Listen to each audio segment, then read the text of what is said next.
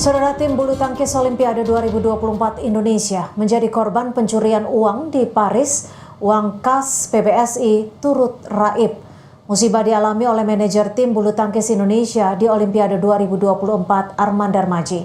Uang 950 juta rupiah raib. Dalam rilis yang diberikan PBSI, peristiwa itu terjadi di area Madeleine, Paris, Senin sore waktu setempat. Arman sedang berada di dalam mobil, tiba-tiba seseorang muncul dan memberitahu kepada Sandy Puspita Irawati, rekan Arman di mobil sewaan tersebut, bahwa ban mobil mereka kempis. Arman lantas keluar mobil. Arman menelpon perusahaan rental mobil dan menggambarkan peristiwa yang dialami. Karena kurang begitu paham dengan penjelasan pemilik rental, Arman melapor ke polisi yang tidak jauh dari lokasi.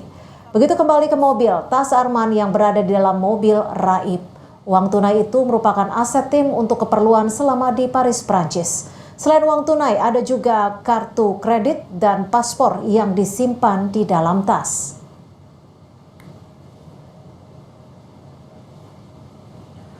Uang yang hilang sebanyak 53.000 atau sekitar 950 juta rupiah beserta dompet dan kartu kredit dicuri sindikat dengan modus kempes ban, kata manajer tim bulu tangkis Indonesia di Olimpiade 2024 Arman Darmaji.